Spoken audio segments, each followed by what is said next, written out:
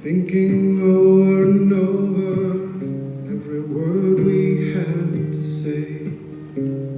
Now I know what I wanted, another chance to reach too high. Nothing will last forever and ever, and I'm just next in a long, long line. It's like two chords, it's just real simple. And meanwhile, I was in Dinosaur Jr. and Jay was writing these amazing songs. They have like all these crazy chords in them, 4 or 5 parts. And his songs were amazing because they weren't just like, because there were, speed metal was starting to, things like Iron Maiden, we were familiar with music that had a lot of transitions. And Jay was kind of doing that, but he was doing it in a very melodic way. And I found that extremely intimidating, very inspiring in one way, because I myself wanted to write songs, but the songs I was writing were so simple, like I just sort of demonstrated, that I didn't know, I couldn't see a bridge to what I was doing, to what Jay was doing.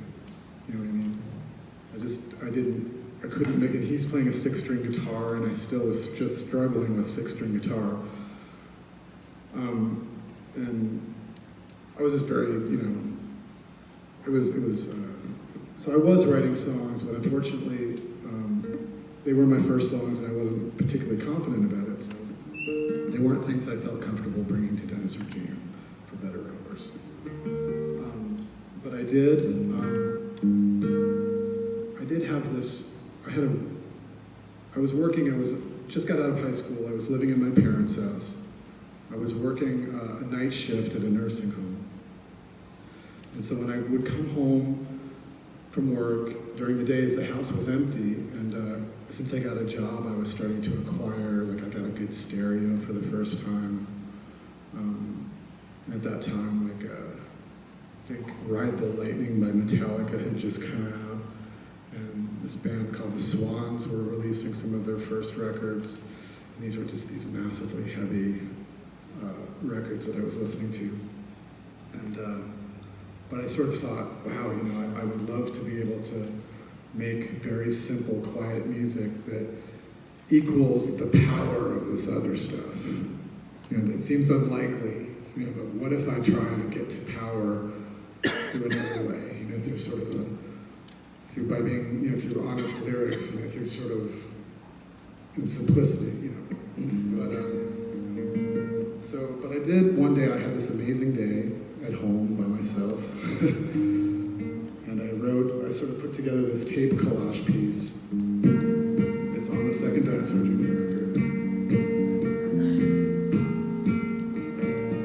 It has more than 2 chords, so it felt kind of like it was a revelation.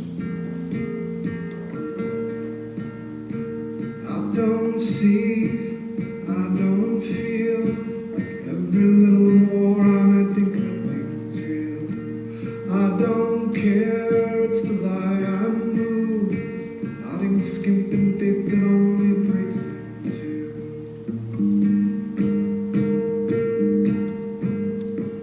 Good doesn't live and there's no evil hand, only this great power we misunderstand. So please relax and take the pain, laugh out loud when you forget your name. So I was like, I recorded that, and then I had this realization. I was like, I have to ask Jay if I can put this on the next Dinosaur Jr. record. So this is my song. I can't write songs like he writes. Maybe I can put this weird tape piece on the next record. Because we were listening, I was listening to a lot of, I had sort of discovered Neil Young, and he has this amazing song called Expecting to Fly. And there's also they were Buffalo Springfield songs. And there's also one called Broken Arrow. And they're kind of like these very emotional tape collage pieces, really. Especially Broken Arrow, it's a tape collage piece. And then also, the more I was discovering about 60s music, the more that I understood. Of course, something obvious like the Beatles, Revolution #9, that tape experimentation was a part of classic rock, really. And also, one guy in the band making his little solo piece was also part of a classic rock tradition. So I thought I could ask Jay if I could, sort of commandeer 5 or 10 minutes on a Dinosaur record to do my sort of the songwriting, the songwriting that was in its infancy at the time. If I could sort of display that, and he totally agreed. It was great, and it was a really good period for us. Like You're Living All Over Me, our second record, was where we really discovered the sound of the band, and I discovered, and I was empowered to make my first recordings public, So I did that, and that was good for a while. And but we all know the story. But I was kicked out of the band shortly after that, within 2 years of that. But I was writing more and more songs. I was writing songs all the time. And when I was kicked out of Dinosaur Jr., I began to pursue my band Sebadoh more, which was primarily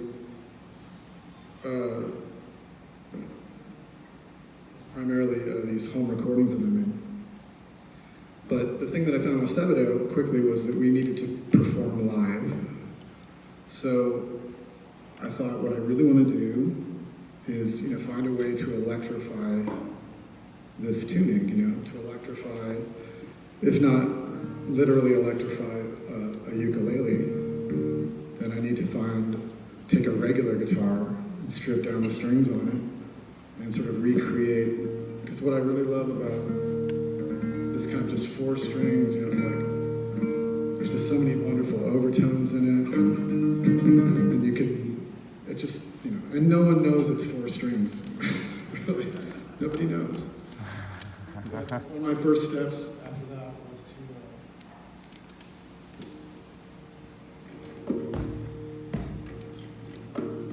so I started a process of trying to find the right guitar,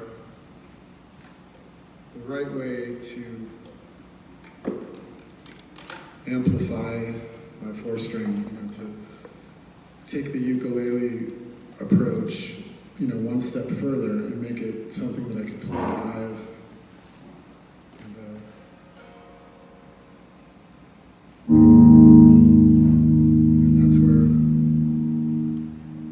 that's where this came in. First, I started with an electric guitar with just 4 strings, and just like the ukulele, I took the 2 fat strings, the E and the A, and the 2 skinny strings, the B and the E. And I found a new tuning while I was doing that.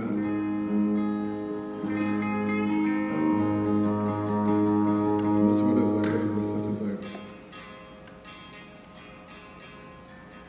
it's G, it's D sharp, G, C, D sharp. And then I had tried 4 strings on a regular guitar, and that wasn't quite right.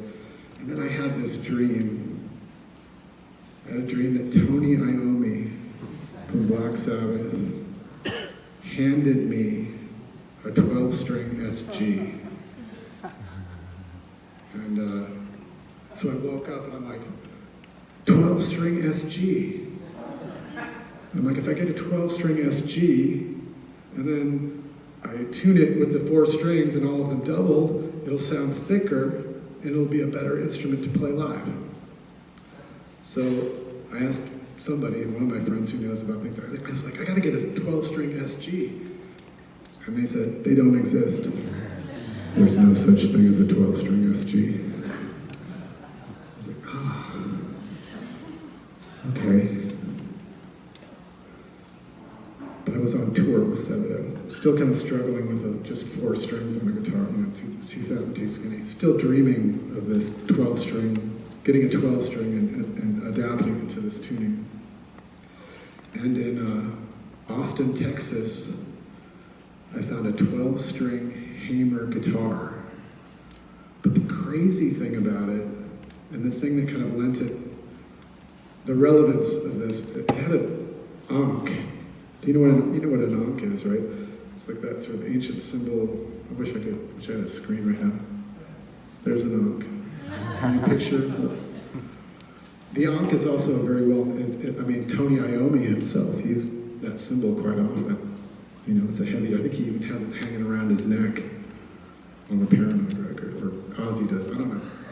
Anyway, there was an ankh at the top of this hammer, and I was like, oh my God, it's my guitar.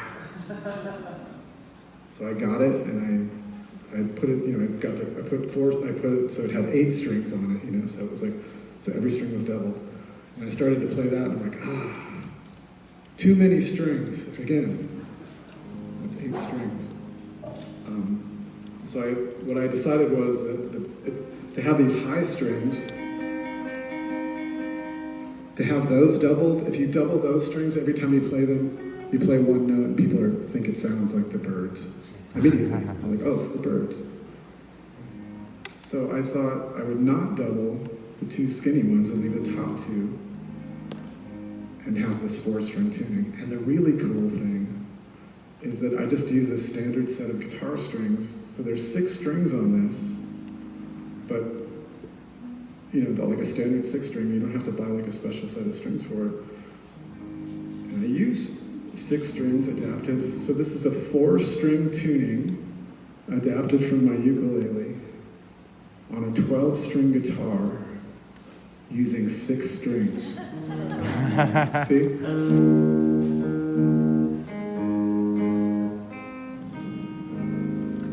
And I found this really, really rich new tuning with it. Somebody told me it's a mandolin tuning, but I don't know. It just has a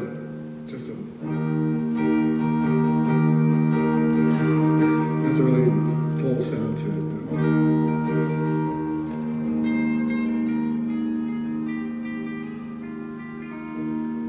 And again, it still works for me. Like whenever I play it, it's like, I want to start writing a song.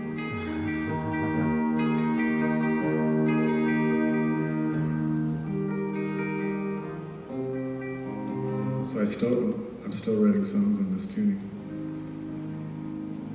But,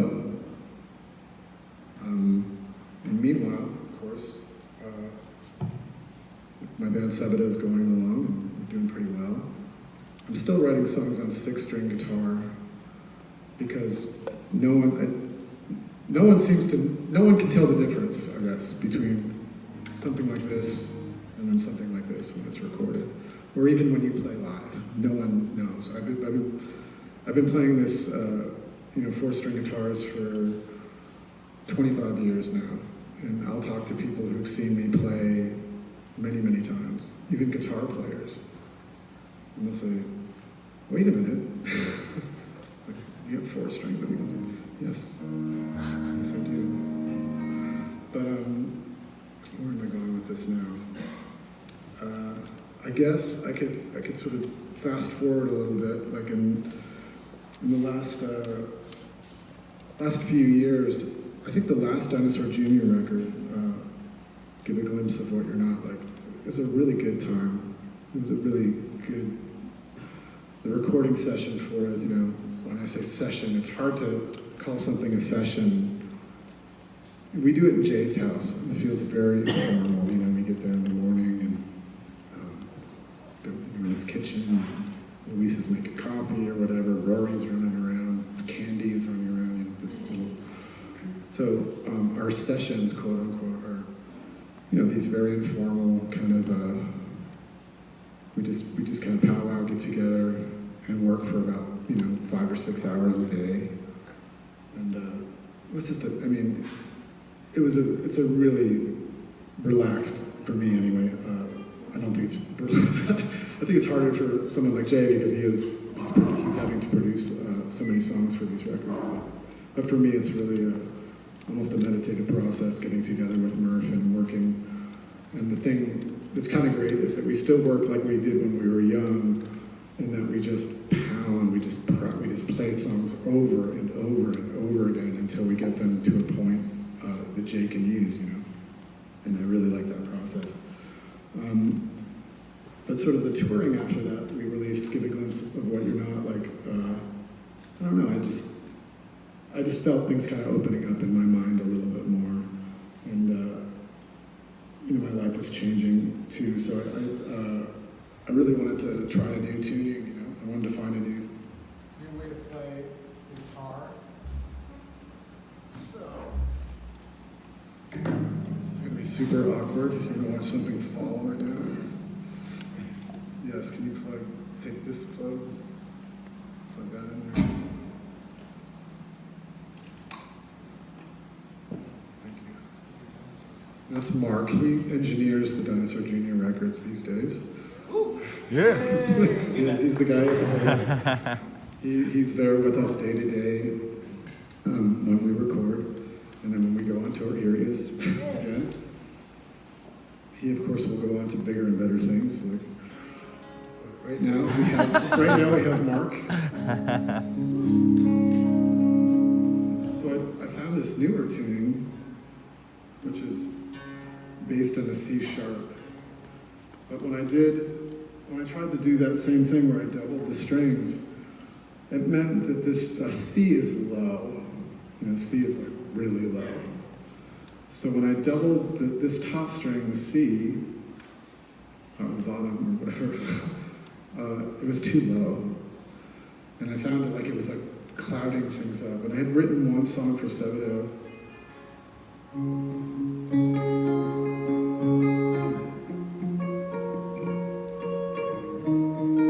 Using this tune.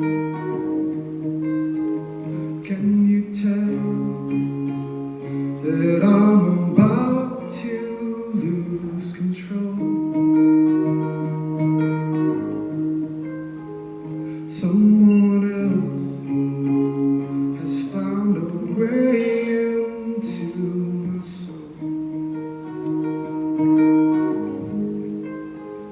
Things have changed, no longer need to be with you. I'm still the same, but it's leaving.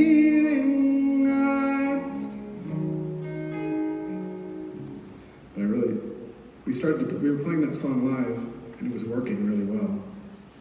But the problem was that the C was so low that I felt like it was clouding, you know, it was kind of nudging the bass out a little bit. And then also, it was really hard to find a string that you could tune that low, a fat string that could be tuned that low. Even at the really heavy gauge, they still would go out of tune really quickly. So recently, you know, this last year, after I spent a lot of time on tour with Dinosaur Jr. With my ukulele, experimenting with this tuning and coming up with riffs and stuff, that when it came time to try to record these songs or you know, translate them onto this guitar, this has been my main 4-string electric for a while now. This is actually this is the only Gretsch hollow body electric guitar that's not worth anything. And it really isn't. If you look it up, if you look up the 12-string, I can't remember what it's called, what the name of it is. Even though there are pictures of the Beatles holding them and Mike Nesmith holding them, they've only decreased in value over the years. which I think it's funny because that's kind of my thing. Like I can't have anything that's valuable because I ruin it. I don't take care of my stuff. And obviously, you see, like things fall. Right now, like I'm creating a spaghetti of chords that will actually take Mark and the assembled other workers probably about a half an hour to untangle. Simply by looking at chords, I can tangle them. And simply by looking at guitars, I can somehow affect the... I noticed that if this one thing I've noticed about getting older and becoming a little bit more calm over the years, or the necessity of becoming calm because I have children, is that the calmer I become, it seems like I give off less energy that ruins things. Because if I'm nervous, and maybe this is something for you aspiring musicians to remember, your nervousness that you bring into a performance will cause your things to break. And the problem is that you can briefly combat this with recreational drugs and alcohol, but then the recreational drugs and alcohol will then make you even more nervous eventually, as you wear, much like a sandpaper on your psyche. Recreational drugs and alcohol will make you more nervous and make your stuff break more. So anyway, in my quest to become more calm and therefore create a better relationship with the electromagnetic instruments that I hold in my hands, I've had pretty good success with this guitar lately. But anyway, the point, what I was getting at is that I dropped the lower string on this. So now this is a 12-string guitar in a 4-string tuning using 5 strings. Sweet.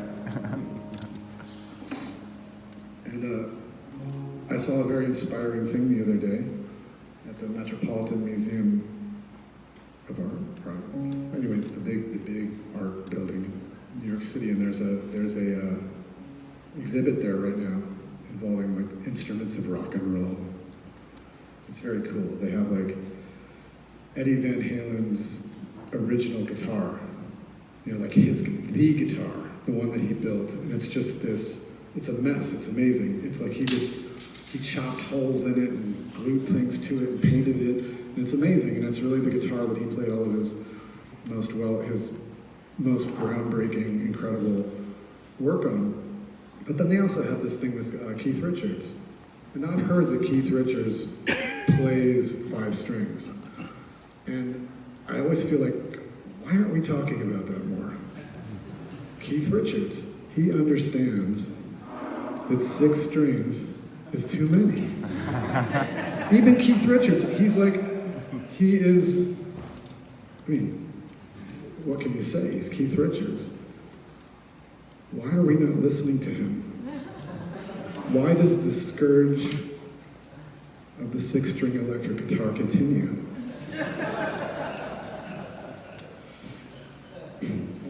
But I did. I listened to Keith Richards speak about his 5 strings. And he said, 5 strings is a good night.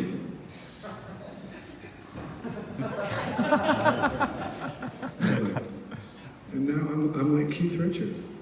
I have a headband on and 5 strings on my guitar.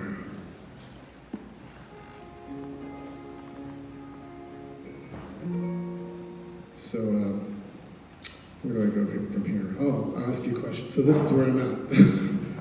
We've arrived in the present. I've brought you here. Do you have any questions? Yeah. What was the tuning on that one there? As far as the... I do this all the time, and I still don't remember what it is. You know how I remember it, though, is I remember where I tune it from. So it's 7, 5, 2. And the top string is C sharp. So it's C sharp, G sharp, C sharp, D sharp. It's I thought I was kind of taking a risk not tuning the low string and the high string the same, note. But it works kind of cool.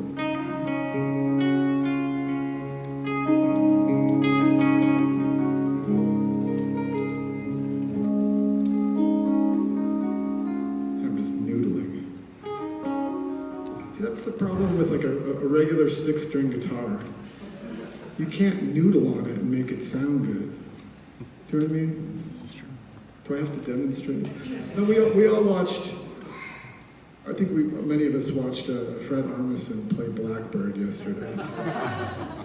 Which to me is what he did was perfectly illustrate the scourge of the six-string guitar. It requires too much work to do something beautiful on it. Because if you just strum a six-string guitar open strings, it's like, it's like shit, I got work to do. And if you're a little kid, you gotta like bend your fingers there, and then they're made of steel and they hurt. And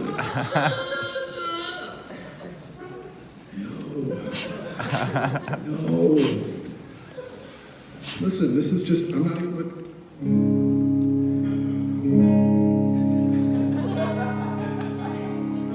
It's pretty. I'm gonna manage to put one finger.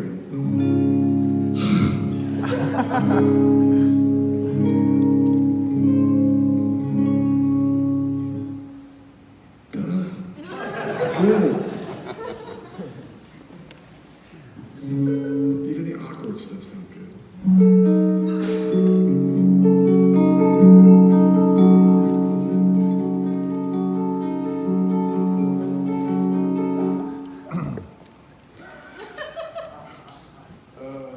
Okay, anyone else have a question?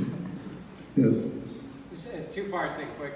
One, I've always wondered what the etymology of Sabado versus Thomas is. Etymology? Yeah, like where it came from, what the word, like where, was it about the band, or about something else, or what? Well, we were listening to a lot of Helmet.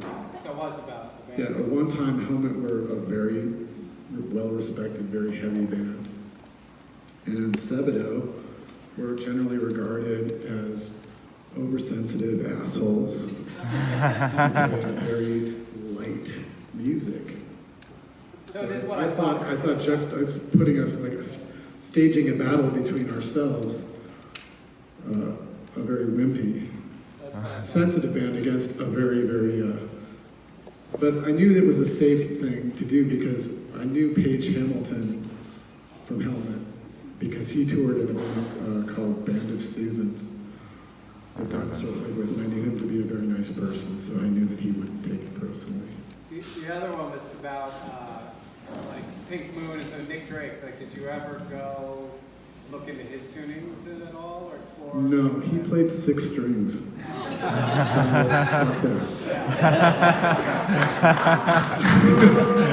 want to talk to him. He's like, well, Dad Gad. I'm like, Dad Gad. How do you keep them in tune when they're all like crazy tuner? Oh, you use a chromatic tuner. It tells you, and that's one of the beautiful things about growing older in this era of technology that's been advancing as I've been growing older. Of course, that happens all the time. But as far as musical instruments go, it's been amazing because now I have a box that I just plug into and it tells me what note it is. And so it's not difficult. It's no more difficult to keep a different tuning unless you're going to deal with microtones or halfways or whatever. But if you're still dealing within just the basic, standard harmonic whatever. When you play an open tuning, do you actually, you give me tuning, do you actually know the notes, or is it more of a geometric random thing you're playing? I use all the chord figures that I learned from Stairway to Heaven. Stairway to Heaven, and Mr. Burnett taught me how to contort my fingers. So, and then I learned within a tuning, I get to know a tuning, I'm like, oh, that sound, see this chord figure, like, it sounds great, of course, it's 4 strings, but I know that it works better, it's more a consonant when I use my dad tuning, or my DGCD tuning. So each tuning has its own, like, things that work and don't work, and I slowly learn those. And because I learn everything by rote, I have I have this way, anything that I approach, as much as I've learned, and as much as I do know, every time I approach something, it's literally like it was handed to me for the first time. I'm like, ugh. So I'm a terrible lead guitar player, or I'm an amazing lead guitar player. Either it's the worst lead you've ever heard, or it's pretty good. But I have no way to know, because every time I try to play lead, I'm just like, okay, here we go. Oh, that's the wrong note. Oh, that's even worse. Oh God, now here we go. But then sometimes it's like, oh, that's all right. Oh, wrong one. Shit. I keep the. It's not on purpose, but what do you call it? I'm like a professional amateur. And I found like when I play bass, like the way I play bass, I don't want to say that I'm not good, because I'm definitely competent, but the way that I play bass with Dinosaur Jr. And actually I've had a guy, the band the Jayhawks. I had a guy in the Jayhawks kind of corner me, and he's like, "You aren't playing anything. You're not doing anything." I was like, okay. So I'll just show what you're doing. I was like, "You're right. You're right, guy from the Jayhawks."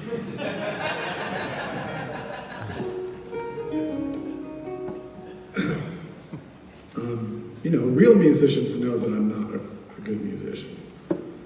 But to those people who, like myself, are impressed with the style that someone plays in, I can probably be considered pretty good. That's what I loved about the Ramones. It's just like, they look good when they play. Just his hands a blur. Like that's it.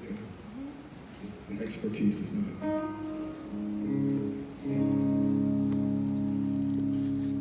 I just recently started running the bass through guitar and bass amps at the same time. Yep. I was just wondering where you kind of got that in. Let me, right? Probably. Do you blow out guitar and speakers? Because I get. No. You don't ever. No. These. Surprisingly, these aren't like. When I play them, they're not like dimed. Okay. And they're not pushing. They're just very powerful amplifiers. And together, they can be actually fairly quiet. They can seem quiet on their own, but all together, they're actually. Obviously, they can create something that can sort of an answer to that. And as far as playing through different amps, Jay was doing that really early on. So, although I guess for me. When I rejoined the band, that's when I actually started to, because my initial tenure in the band, I only played one amplifier. And I don't really like pedals per se. I don't use pedals so much as a guitar player. I do concede that using a distortion pedal is necessary. But in general, I don't like guitar effects. It's not that I don't like to use guitar effects because Jay is the only person to me that he uses guitar effects in a way that feels visceral and it's there. The way that I feel like other people use them, it feels light to me. So for myself, I don't really use it. I just try to use what was your question? So this, when I came back to the band, what's the general concept of this is that this would be every bass amp that I know sounds good together. And I know that bass sounds great through a Marshall guitar head. And that PV bass amp rules. Unfortunately, it's not in its best situation here, but I encourage any of you who play bass, if you want to replicate any really cool bass sound, like Flipper, any good punk rock bass from the 70s, 80s, that's it. That's the one you get right there. And you dime those, and then it's not great. And this Ampeg is this is just the classic bass amp. And I was actually in those two particular things, they were recommended to me by Jay and by his many gear-loving cohorts. They're like, no, you gotta get that Ampeg. I'm like, okay. Now this is the Marshall you want to play through. Okay. because I know they're right, and they do sound good. Yes, Mark? He's gonna tell me to stop. Yes? I see you always have your Duke on the bus on tour and on days off, and even on the bus road. But Right? Do you notice personally a difference in the songs you write on tour as opposed to when you're on?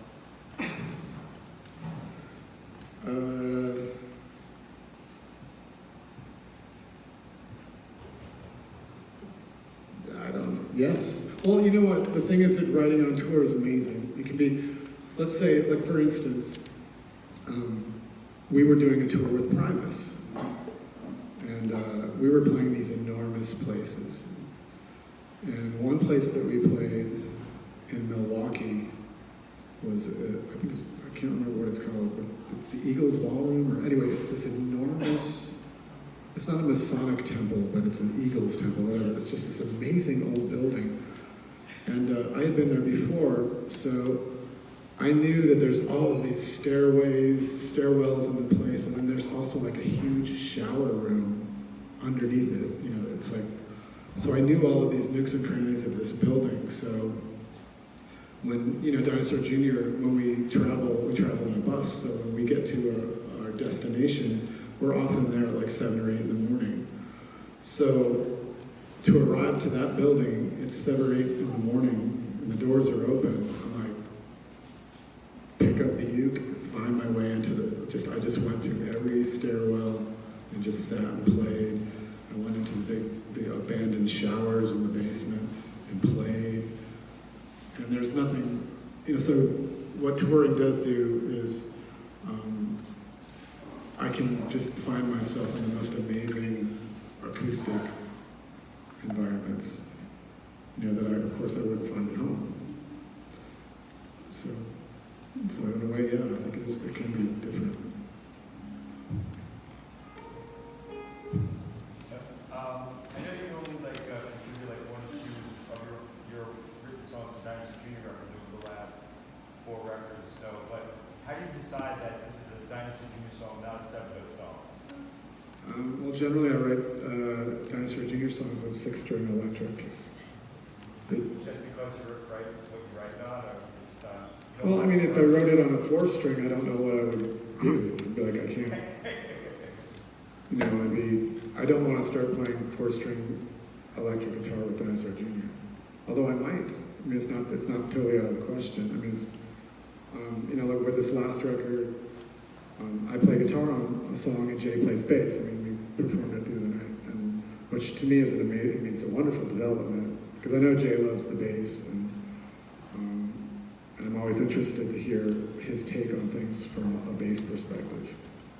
So, but generally, yeah, I write on a 6-string electric for Dinosaur Jr. songs, like standard tunes. It just seems like it then makes the transition into Dinosaur Jr. simpler. And I don't want to come up with a 4-string, because a lot of things that come up with 4 strings have such particular overtones that make it right. If you were to transpose what I'm actually doing into a regular standard guitar chord, you would lose those overtones. And the overtones, you know, the texture is really what you're after. So. The intro to the song The Leper is a bass. Do you have any stories about that intro? Leper? Yeah, the song The Leper on the first album. Yeah.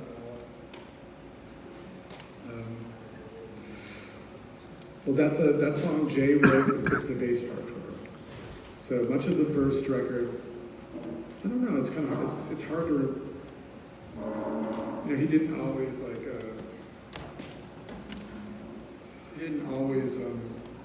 write the bass lines. A lot of times he would just give me kind of free rein. And that's actually what we do now. I'm like trying to,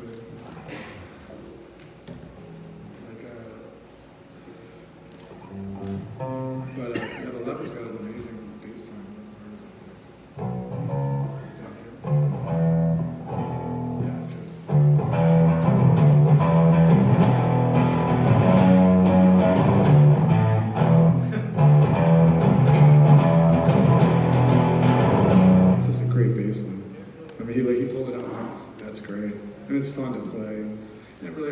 it's sort of, I mean, the strumming bass style was also part of Jay's vision for the band initially. I think we were both, I mean, I was,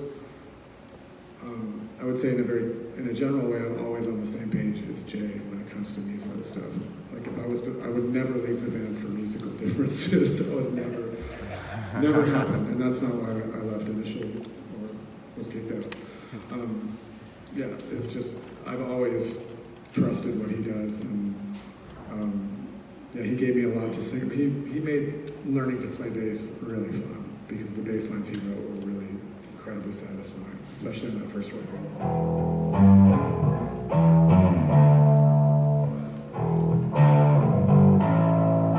Sorry, I'm thinking about a song called "Was It West?" We're not playing that anytime soon. That song rules. It's got the greatest bass line. You know, he kind of, I mean, right away, on the first Dinosaur record, the bass lines that I was given they got my fingers moving, they got me acclimated to the instrument, and they inspired me to do my own thing.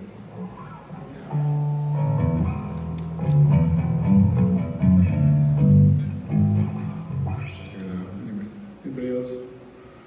Yep. So, was the strum bass in part like a conscious decision? Because playing in the 50s, a lot of times, a standard bass player, as soon as the lead guitarist goes into a solo, it just dies. Yeah. Whereas, like, this really holds down its level. Was that part of why the strum bass was such a vision for the band early on? Yeah, I mean, you also have to kind of like imagine, you know, when Kevin was talking to Jay yesterday, and they were talking about earplugs, and from the first practice that we had, where Murph and I were, you know, Murph's on the kit, I'm playing through my little combo bass amp, and Jay is wearing those, you know, shotgun muffs. And he's actually standing in back of his amp. His amp is facing us. In the back of his amp with those things on. With that amplifier just faced it. I mean, it was like, and we were like, oh my God. And so Murph and I would then, we would just scurry through the house, shove things in our ears. Because, you know, it was really difficult to hear what we were playing, for one thing. And then also difficult to hear the nuances of the song. So we sought hearing protection just simply to keep up with him. But also, because I was playing through kind of a crappy amp, I was like, you're just compelled to hit the bass harder to somehow match this, like,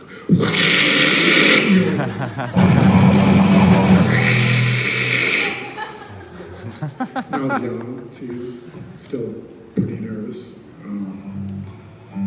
So the strumming bit, but you know, also it just, I mean, this is where I guess my relationship, why I bring up the 4-string electric guitar, and then also this, because I mean, my dream would be defined, you know, to sort of create an instrument that is totally in between the two, like where you have like, where you can just have that kind of like, you know, I have a baritone guitar that I'm kind of experimenting with different gauges of strings on, trying to find the right. I still haven't found. I'm not even that close yet, but I still have it. I'm still working on it. But one, I mean, like I was trying to say before, and I haven't like made clear enough, is like what I really love and what really brought me into playing guitars is not into continuing to play is not so much like, you know, how many notes you can play and where you can put your fingers. It's like what I really love is just churning rhythm, something rhythmic and churning. You know, it's just I love it. So it's so great. A bass chord is amazing. Just such a rich, like this too. Like this chord was so satisfying. It's just like, it's just these. You can try it. That sounds good to me. Which anyway, just.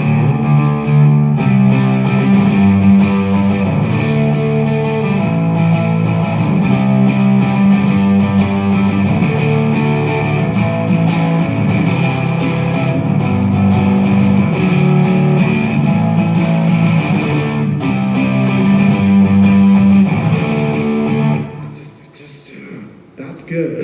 Ballsy. For me, I mean, it feels good. It's just this is, but it's like it is like a guitar, you know.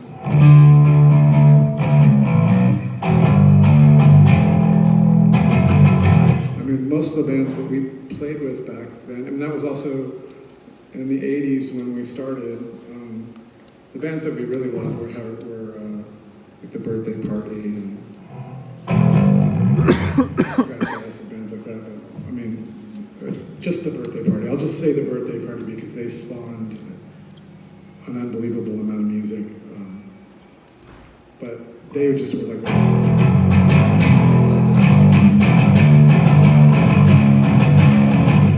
Just rock.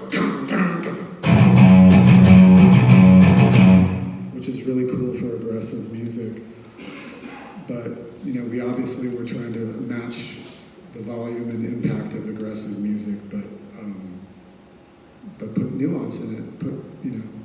I don't think that,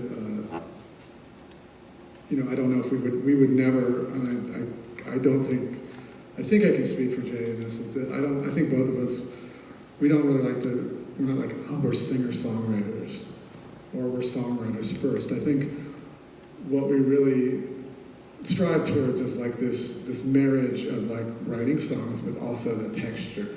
The texture is so important. I mean, texture is actually the most important part of what makes music accessible to people, what makes it appealing. Songwriting, you can write. I mean, that to me, it's just the term songwriter carries so little weight to me, because you can write a song that's like, quote unquote great, and it has a beautiful chorus that lifts at the right time, and it has a beautiful middle eight, whatever the fuck that is, and that sort of scientifically, you can scientifically create the perfect song, but it doesn't mean anything, and nothing really means anything unless it has this kind of this textural, emotional element to it. And that's something that Jay really understood very early on. It was really inspiring.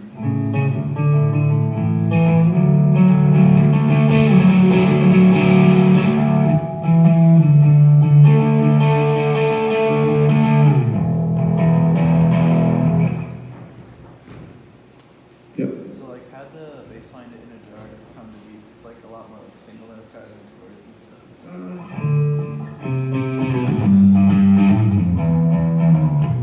I don't think we didn't have a rule that it had to be chords. It just had to be heard. So, yeah, that one, I don't know. Yeah, when I play that too, like, because I wrote that bass line, or I think I did. I thought I wrote it. This would be where Jay would go like, no, I wrote that. And I'd be like, I just have to go like, why do I think I wrote it? I think I wrote it, I don't know. But we had just found, I mean, when he was writing those songs like Raisins in a Jar, that was just kind of a, for lack of a better word, it was really where the band coalesced. They really coalesced around those songs. And Murph and I had become more of an integrated rhythm section. I just had this, I mean, it seems so obvious, of course, but I had a realization, shortly after we had recorded the first Dinosaur record, which I felt rhythmically, like rhythm section, like Murph and I really don't have it together on that record. We're playing at the same time, and we're playing the songs, and the songs are great, so it's fine. We don't ruin them or anything, but shortly after we did that record, I just was like, one day I just had this realization. I'm like, rhythm sections move together. It's the most obvious thing, right? And I think I was listening to Black Sabbath or something, and I'm like, we need to be more integrated. So, and I realized that I was like, when I hit a note, it should coincide with one of Murph's kick drums. Like Raisins in a Jar. No, I think Jay might have wrote that one.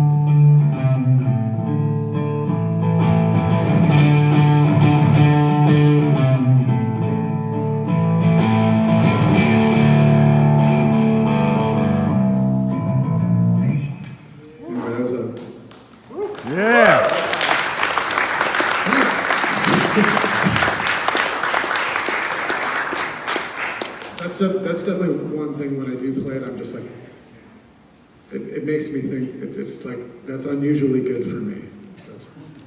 That's an unusually good musical thing that I did. I don't know how it happened. Yeah.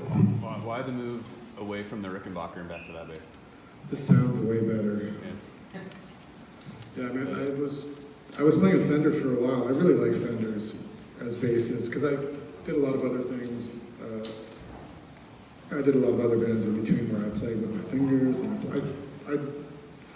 I did make some forays into being a traditional bass player. And I found that like a Fender, of course, you know, like Fender's like a Telecaster. Precision's, if you want just a really good bass, it's a Precision. If you want a really good guitar, it's a Telecaster. For me, I just think in general, both of them are incredibly versatile. So there was a period after I lost my initial, we had a big break-in and into our tour trailer, and Jay lost a bunch of his classic guitars, and I lost my early Rickenbacker. And then when I tried Rickenbackers after that, I found that many of them weren't that well made. They didn't sound very good. So I got into Fenders again, but they just don't cut through. They don't cut through what he's doing. I mean, they feel really good. I could think that they cut through, but they don't. And so I went back to a Rickenbacker, and I did really like it. But then I got this just kind of on a whim because we were recreating the first LP for a series of shows. So I thought, you know, since we're doing this first LP, it would be kind of cool to get my first bass again, which is a grabber or a ripper, I'm not sure which one. But, so I saw this at a local shop, and I traded it for you know, Jay has this endorsement deal with Fender, and I sort of get the runoff of that. I got this custom shop like Precision that was pretty good, but I just offered it. I said, "Can I trade this for this?" And the guy's like, "Yeah." And I picked this up, and my God, it just like totally. Because a lot of what people think is a Rickenbacker with Dinosaur Jr., like I said, like In a Jar, Reasons, the second side of You're Living All Over Me.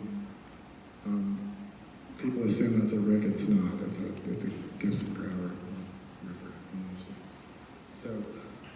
So when I found this one, I was like, it just feels exceptionally good. It occupies sonically. It occupies the high-end kind of thing that you want from a Rickenbacker, but with more of a mid-range that I find warmer than a Rickenbacker would be. I saw an interview recently. You talked about the new Metal Circus EP with that song Diane. Yeah. Hear more about like how it inspired you. I heard that Oh yeah, song.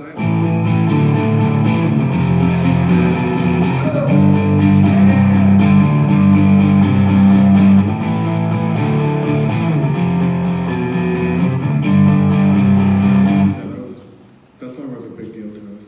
That's for real. So I think that's one song I can say has a direct. Tar Pit is it's kind of a direct. Grandma Russell. Indeed. Yes. What tools do you use for your bass? Is it standard? Standard, yeah. Keep it simple that way. Yep. Just wondering, are there any of the post-Lou Dino songs that you now play bass on that you like, or what's your favorite of the playing?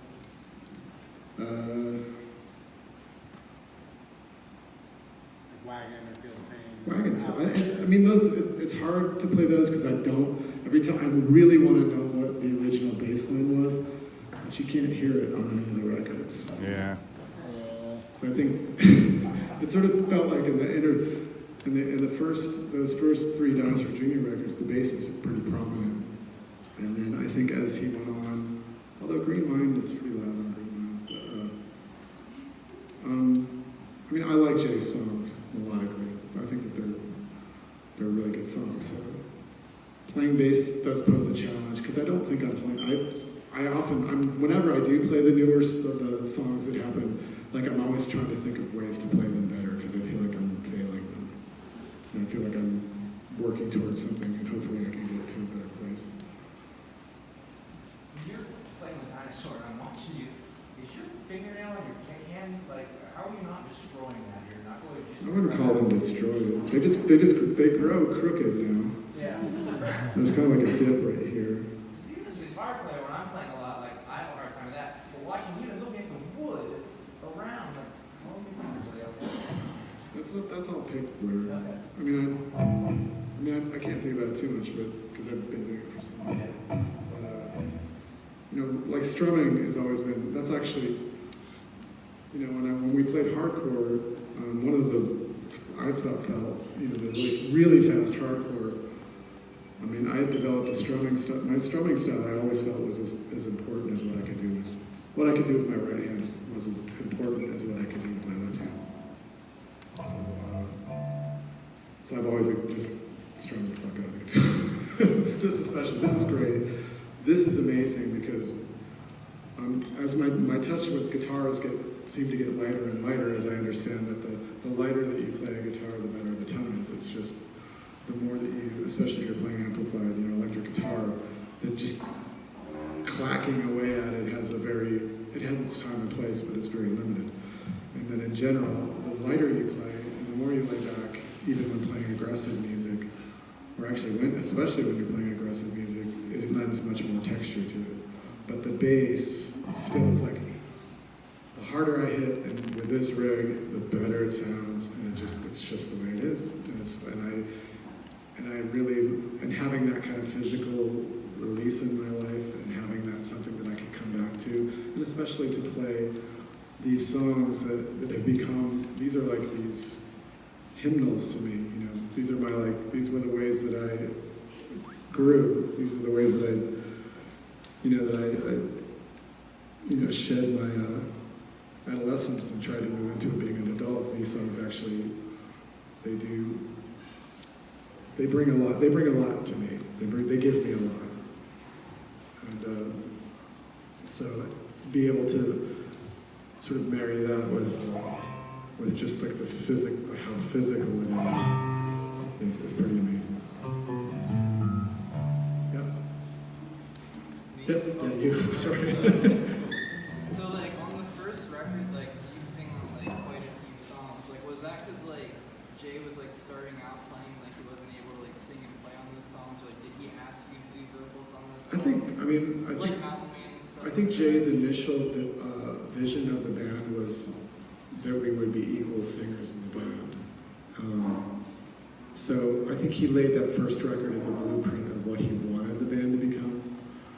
And the difference that he wanted from that was that maybe that I would write my own songs, and he really, from the very, the initial vision of the band was he did really want this kind of democratic thing, and he did really want me to step out and become more of an equal part of the band.